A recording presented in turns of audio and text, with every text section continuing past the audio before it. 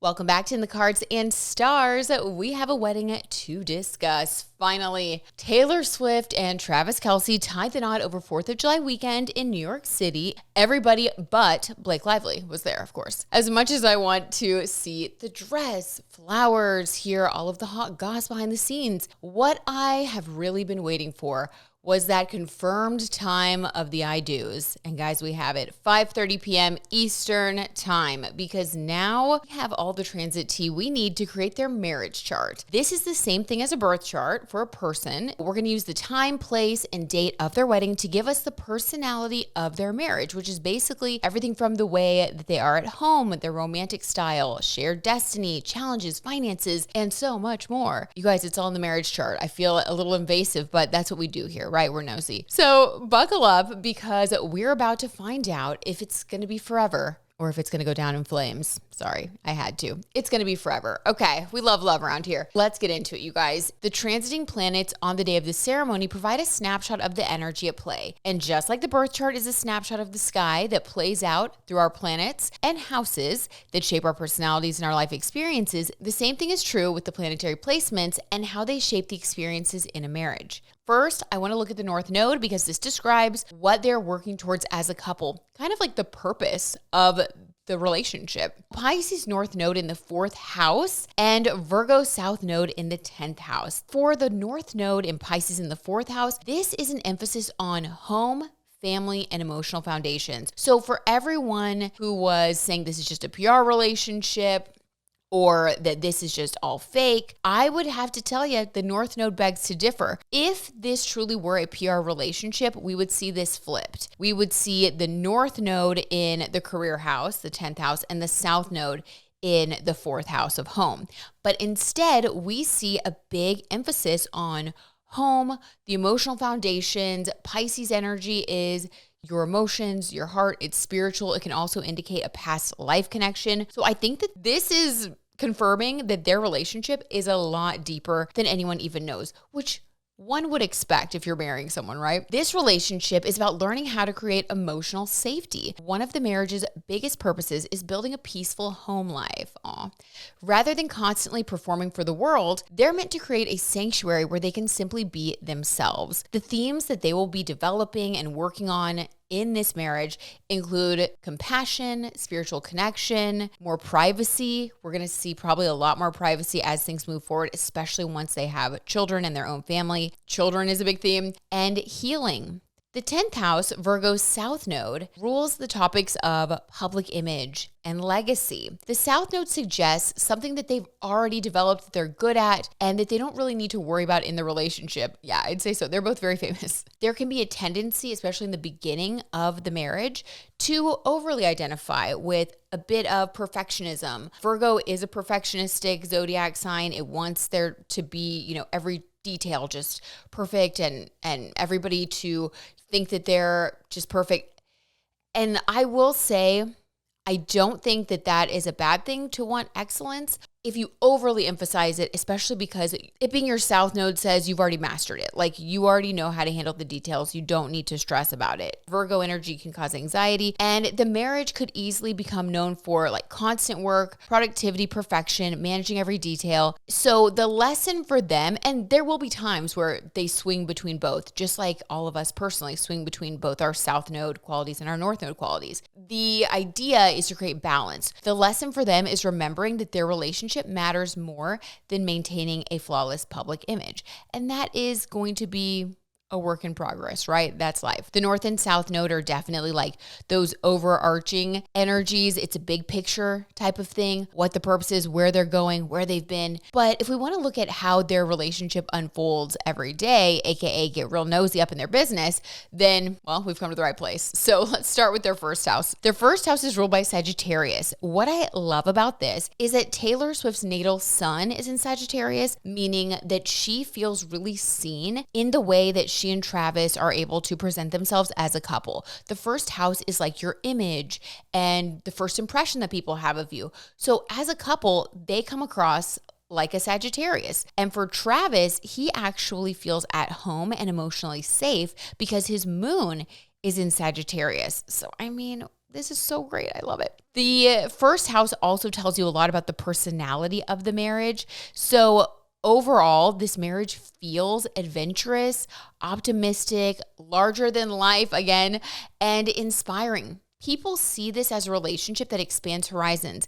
It may involve lots of travel, different cultures, teaching, philanthropy, or simply encouraging one another to dream even bigger. The sky is the limit with these two. Themes include adventure, humor, freedom, and a relationship that keeps growing. This is not a marriage that is going to keep them small. It's actually going to make both of them a bigger, brighter, more optimistic version of themselves. And I think we've already seen that. So the marriage is going to just supercharge it. The second house is ruled by Capricorn. Capricorn is money, values, long-term security. Obviously, this is not going to be an influence. This is not going to be an emphasis for them. They have 0 planets here. So funny, except for like the outer generational planets that everybody has. But for their personal planets, they don't have any focus on personal finances, earning money individually. So funny. Yeah. This marriage takes building wealth seriously, though. They are definitely going to take their finances seriously as a couple. Financial decisions tend to be strategic rather than impulsive. So they think big picture, they think legacy. This could include shared real estate, investments, legacy building, family businesses, careful financial planning. Money isn't just money. It represents stability and a lasting legacy for them and for their future generations of their family. Yes, no issues there. Third house, Aquarius. Their third house of siblings and friendships and local community is ruled by Aquarius, containing both the moon and Pluto. So this is all about the emphasis on transformation and emotional self-expression through public messaging, communication, social media, just really being out and about. And I think we've already seen that a little bit with Taylor being out and about around Kansas City and connecting with more fans and then visiting hospitals and donating to local charities wherever they go. We're going to see a big expansion of that now that they are married, because their relationship energy with the moon, that is where the heart of their relationship is. So they will be very loving of their community. And with Pluto there, they may even transform different communities. They certainly have the financial ability to do so. So I love that we're going to see this at work. Aquarius is, of course, the humanitarian sign, and both of them have their personal north nodes in Aquarius. So this is really harmonious for them, helping each other to fulfill part of their purpose, which is to give back to the community, and Pluto energy help transform communities, help the underserved, help the voiceless. And I believe they will do that with the third house emphasis. I love to see it. The relationship also communicates differently than most couples because the moon makes them emotionally connected through their conversations. The third house is also like very communication based. So they will be talking about big picture, strategizing together. They will enjoy making big plans to help others and to launch projects that transform communities. Pluto makes their communication powerful, private at times, and transformational. Conversations within the marriage may change both of them over time. Transformational conversations, transformational energy. Their fifth house is ruled by Aries, containing Saturn and Neptune. Now, the fifth house is romance, creativity, and children. This is one of the most interesting houses when you look at a romantic couple. You know, having Neptune in the fifth house also makes a lot of sense for the day of the wedding because there was a fairy tale energy in the air. That's what this is going to be for them for the long haul. They're always going to have a little bit of fairy tale romance. There's creativity, magic, inspiration. Saturn is commitment, responsibility, longevity. So what I love about this is that there is a combination of whimsy with the Neptune element in the fifth house, and there's also something really solid. So Saturn has kind of a bad rap, like Chiron, where Saturn is often interpreted as like the taskmaster only, and there is this like difficulty with Saturn where it's just going to be hard, it's going to be difficult. But when it comes to relationships, Saturn also rules long-term commitment because Saturn is the lord of time. So what I love about this, especially in a fifth house fire sign, this tells us that romance will always be prioritized in their relationship. There is never going to come a time where, you know, in 10 years, it's like the romance has died because Neptune is here as well. There will always be creativity, romantic dates, dreamy, romantic energy that I think is going to really go a long way. This is something super important for any relationship, and I love that it's baked in for them. The romance feels dreamy, and it also requires work that they are both willing to put in. Aries has a lot of energy and also honors the individual, so they're both going to be able to show up equally, both loving romance. I think we see that for them. This is not like a happily ever after without effort because Saturn is there, but it is rewarding. And if children do become part of the picture, they'll likely take parenting very seriously while still encouraging independence. Creatively, this marriage could produce major artistic projects. I think we're going to be seeing that. The sixth house, Taurus. So their sixth house is ruled by Taurus containing Chiron. This is their daily life and routines. If you were to be like a fly on the wall at their house, this is what you would see. Every marriage has little everyday challenges. And with Chiron here in the sixth house of day-to-day life, they may have a lot of healing that they're doing around work-life balance. I mean, you guys, you can't make this stuff up. Rest, physical health, slowing down, feeling like they're being productive enough. Taurus wants peace, luxury, romance. It's sort of like when the two of them get together, they just want to like hang out on the couch and like, I don't know, Taylor wants to make some cookies. They want to lay in bed. They want to sleep in. So there can be this tug of war with Chiron there, this push-pull of like, can I do this? Like, I've never really done this before. Am I being lazy, or am I indulging too much, or am I just enjoying my life? So they're going to get the opportunity to work that out together. I think both of them are used to having a lot of commitments, a lot of go in their life. And this is going to be a new element that's introduced through their marriage that I think they're going to be, working through in a way that's going to be positive, because when we heal Taurus, we heal our self-worth. So as much as we think, oh, wow, like they must have just the highest self-esteem ever. Hey, we're all people. Everybody has their stuff. And I do think that sometimes celebrities really emphasize their productivity and remaining relevant. And when you have Chiron healing your self-worth, there can be less of a fear of that and more of a desire to build a life day to day that feels really good for you. Less hustle and bustle, more joy, more flow, more creativity. Life may continually remind them to prioritize simple pleasures over constant achievement, especially with the North Node in Pisces in their fourth house as well. A lot of emphasis on home life, letting themselves finally rest, enjoy their life instead of just go, hustle, achieve. The seventh house is ruled by Gemini, and the seventh house is the house of relationships. This is how the marriage operates, kind of how they relate to each other as a couple day to day. And there's Mars and Uranus both in the seventh house. Now, this is what a lot of astrologers were scared of. I'm not scared of this. I like this. This to me is a powerhouse energy, especially because Uranus does very well in Gemini. Uranus is associated with fellow air sign Aquarius. They already have a lot of that influence. So I think that this is like surprising, exciting. Mars is going to give them that fiery energy, a lot of communication.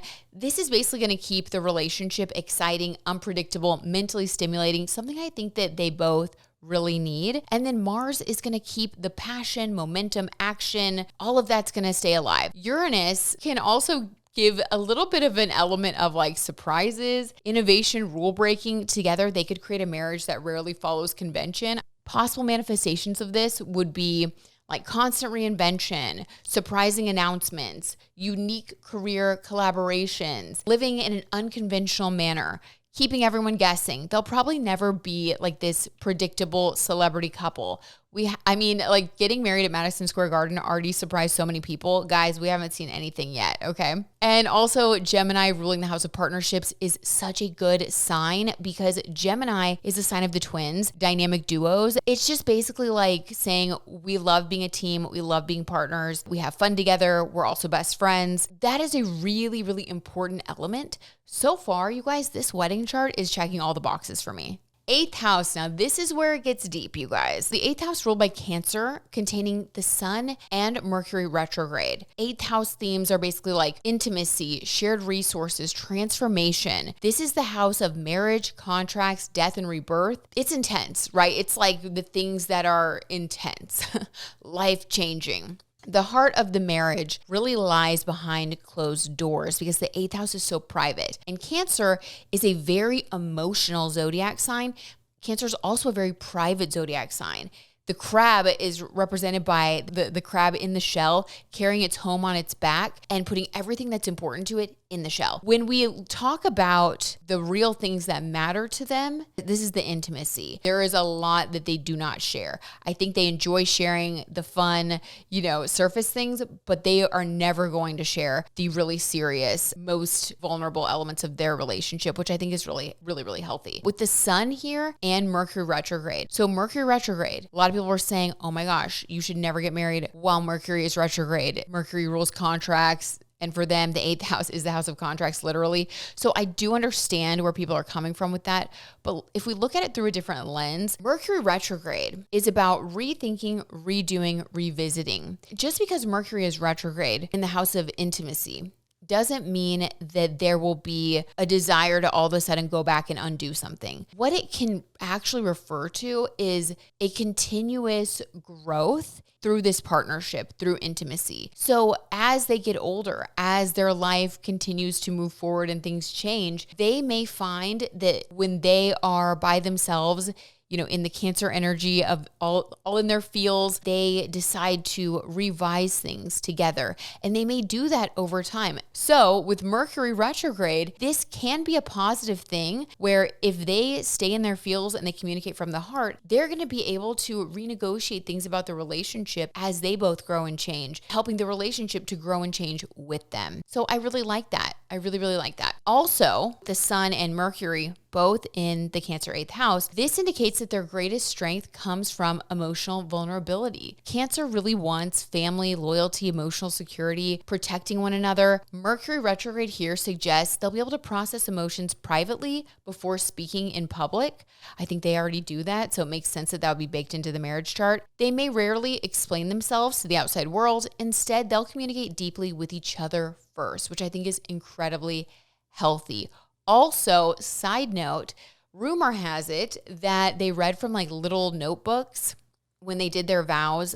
They both wrote their own vows, and then allegedly each of their vows were about 20 minutes long, and they read their vows from the heart. Both cried. Travis cried more than Taylor, and they shared stories and moments from their time together that people hadn't heard previously. I think this basically just demonstrates that Cancer 8th house, they gave everybody a glimpse into what they really feel, what they really talk about, obviously communicated with each other first that they wanted to share these things. The emotions, the tears, the 20 minutes long, allegedly, vows. I think that all of that really does suggest there is a lot of emotion behind the scenes that people do not see on the surface. So I thought that that was a really good demonstration of this energy. The 9th house. The 9th house for them is ruled by Leo, and this is the house of travel and expansion, big publishing projects that are international, containing Venus and Jupiter. You guys, this is why I feel like there's going to be some sort of international distribution of the wedding video. Unless they decide to just go full Cancer 8th house, but I don't know. With the 9th house, I'm thinking maybe we're going to see a big old display, something huge. Okay. Venus and Jupiter are here, conjunct, beautiful. I love it. I'm so glad they got married before the South Node entered Leo. Not that there's anything wrong with that, but I think that would have drained some of the vitality of their combined projects and their combined zest and zeal for life. The 9th house rules growth, travel, and shared dreams. This is just gorgeous because Venus and Jupiter are often considered two of astrology's most fortunate planets. Together in Leo, this basically indicates that throughout their marriage, they will go on grand adventures. They will enjoy travel together, big celebrations, generosity, shared creativity, inspiring millions, because it's the 9th house of international reach. Overall, this marriage is going to grow through fun. Their biggest blessings will come from saying yes to experiences together. Just like how Heidi Klum has the Halloween party every year, I bet they will be the couple that has the 4th of July party every year. I could see that being a thing that they do. They're going to be the family that has the big birthday parties.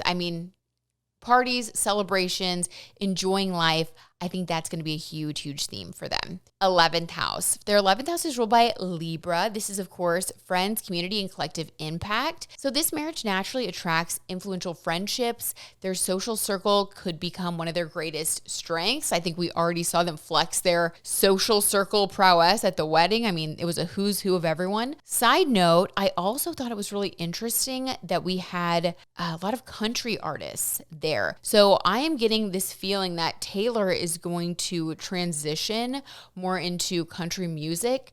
And with the emphasis on Pisces 4th house, I do feel like the country music vibe is a lot more like heartfelt and sweet. And you can sing songs about love and your family and like motherhood and things like that. So if Taylor does go that direction and integrates that Virgo 10th house of all the skills that she's gained in her career house and channels it now through a heartfelt Pisces 4th house into country music, I think that could be a really, really good way to blend the North and South node energies and pivot her career. Like still staying in her career, but doing it in a different way from the heart. Going back to her roots. I could see it, you guys. Okay. Also, this rules diplomacy, partnerships, bringing people together. People genuinely enjoy being around them as a couple. Okay. And last but certainly not least, this is the intensity of it all. Their 12th house couldn't be more intense. The 12th house, everything that's like hidden, their private world, their spiritual connection is ruled by Scorpio. Dun, dun, dun. And Taylor has her natal Mars in Scorpio conjunct Travis's natal Venus in Scorpio. Without being rude, I will say there's a lot of heat behind the scenes, if you know what I mean.